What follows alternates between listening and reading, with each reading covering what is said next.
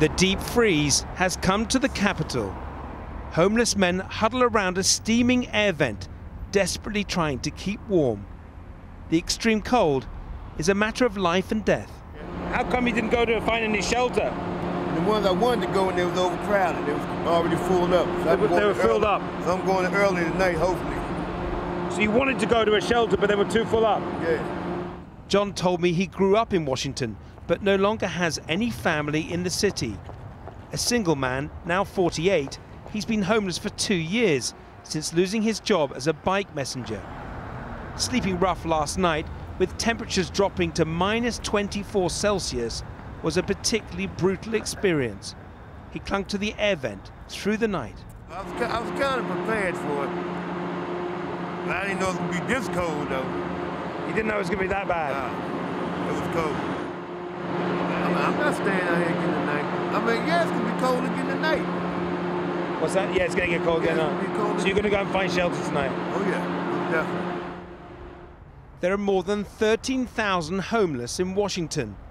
Even though the city lays on extra emergency shelter places in freezing weather, some of the most acutely vulnerable seem to have fallen right through the net as the Polar Vortex engulfs the nation's capital.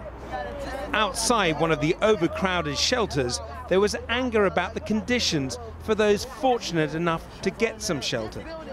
We shouldn't be living like this in the White House right down the street, the Capitol right there. I feel sorry for the people that's not in the shelter, that's out here in the street and don't have nowhere to go. They out here and it is very cold out here. And there's no warm spots in D.C.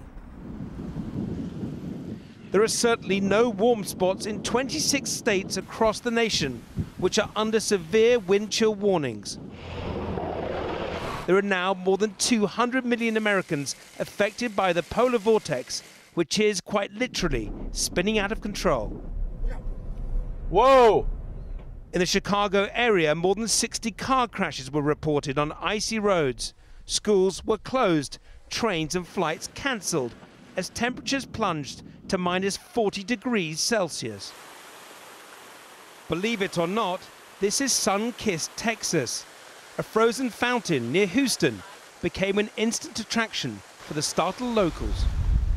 As Washington's homeless brace themselves for another harsh night, some will be happy just to make it through. So far, only 6 deaths have been reported since the polar plunge descended across the country. But there are real fears they won't be the last. Well, I think we can now speak to Inigo on the banks of the Potomac. Inigo, I've never seen you look so cold. It is certainly very, very cold here, Matt. My brain is almost frozen over, it's that cold. Last night the temperatures plummeted here to -24, and as you pointed out, the frozen Potomac River behind me. It's a similar story, of course, across America. We've just seen a report from one meteorologist claiming that in 50 states the temperature dropped below zero. This is unprecedented. That includes, incredibly, even Hawaii. And of course the deep freeze is spreading to the deep south. We now have real concerns over the citrus crop, for example, in Florida. So certainly unprecedented, and certainly a real worry for the United States of America over what further consequences there might be from this deep freeze that's spreading right through the states.